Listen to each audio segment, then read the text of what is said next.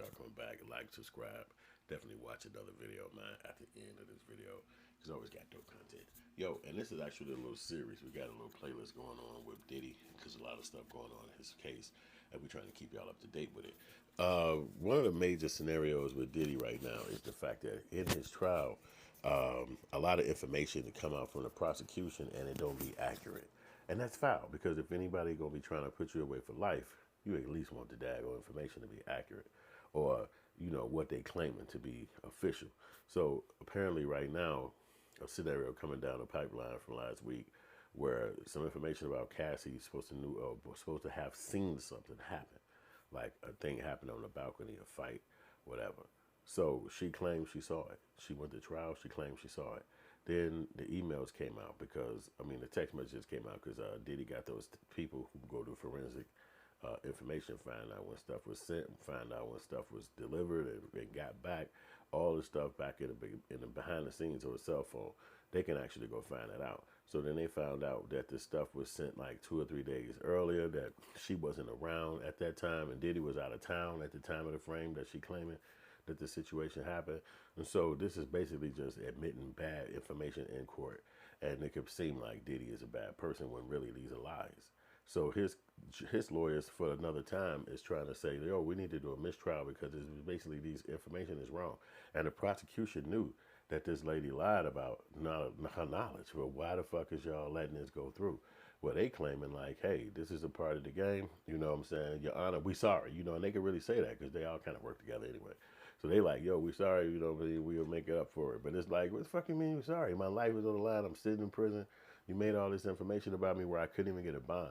And so this is where, what I'm saying, it comes into a situation where your lawyers got to be a fighting ass lawyers because they want to basically sit Diddy down. They don't want him to come out for whatever his ops is, as they say. The government, the girl, they don't want him out of there. You know what I'm saying? And $50 million for a bond, and they still said no. It really show you that they don't want him free. And for him to actually have the money and be a black man and they don't want it, it's really crazy. It's like, because you would never see that. You would think that if you did a crime, then you could just go pay for whatever the scenario is and then that work with you on getting you out of there.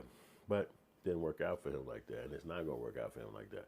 He going to be sitting his ass in jail for a long ass time.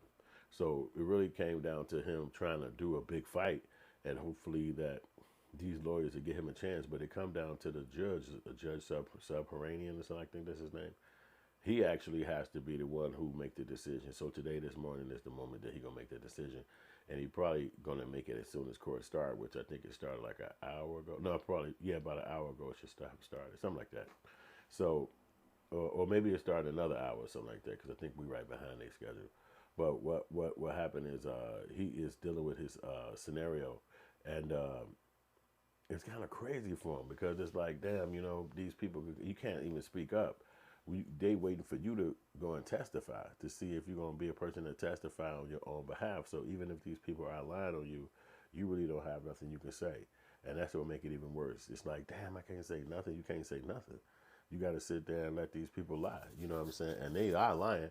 And because they see that the government came and took on the case that Cassie was starting, so they don't have nobody to hold them back, nobody to stop them from being, you know, a liar. You know what I'm saying? Because the government is basically going to hold him down and bring Diddy to court and bring him to justice on his scenario. Like I said, do he deserve to be brought to justice? To me, it looked like a lot of this case that they brought against him is him being a shitty person. You give somebody $1 billion, or he work his ass off to obtain $1 billion, and then you expect him to be this, I guess, nice, cushy kind of personality that, is a pushover, or people can kind of utilize him for their own benefit. But then you see how he ultimately was. If you came around him, he the one who benefited, whether it was your work ethic or whether it was your sexual uh, level that you would not be afraid to go to, then he was down with you. But if anything other than that, you had to get the hell away from him. So, they got a prosecution going. Is it going to actually become a prosecution where he get convicted, or is a verdict reached? I don't know. At the end of the day, I do believe that it's a lot of overreach for some of the statements that they claiming about him, because these people are obviously lying. They can't be telling the truth. They not truth tellers. Even a lot of them are claiming that they was high at the times they was around Diddy. So even the lawyers even asking that question, were you high? There's proof that these people would not even remember half the shit they're talking about.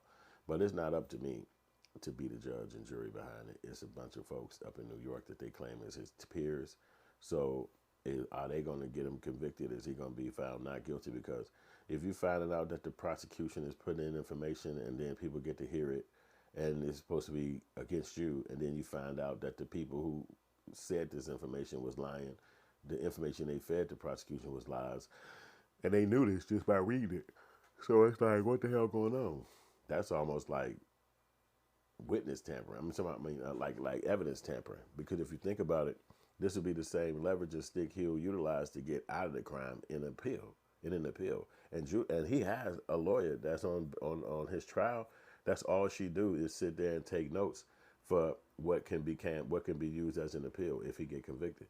So it's like they just basically setting this up for him to go back and fight for an appeal. But the thing is that if you get convicted in a lot of these places, federally or state-wise, it's years before you can get an appeal. You might not get an appeal for 2, 4 years, 7 years, and you're sitting in jail like, oh man, can't believe this happened. So it's really one of those crazy anomalies when you think about Diddy and you think about this judge. Because you remember he had got like 4 or 5, at least 3 to 4, what those things is when you're trying to get a bond. They denied his bond like 3 or 4 times. And he got new judges. So when they denied his bond, he said, yo, this judge, he don't understand. We need a new lawyer. We need a new judge. We need a new judge. And they were switching him out. So now he landed on the 4th judge, and this judge ain't going nowhere. He back there.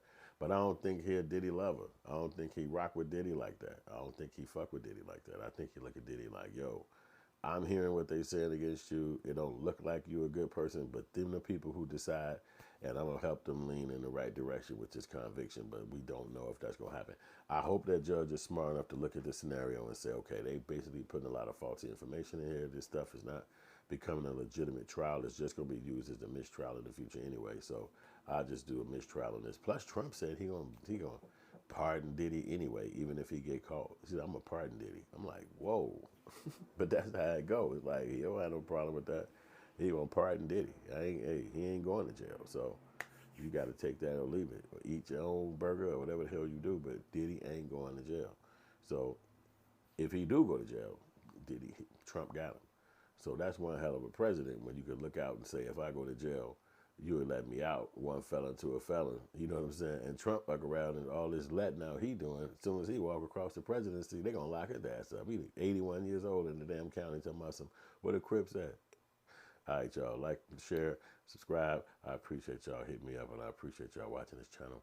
Hit one of these videos, these playlists, and it's going to play some more dope shit for you that I produce and created just for you, specifically for you. All right, peace out.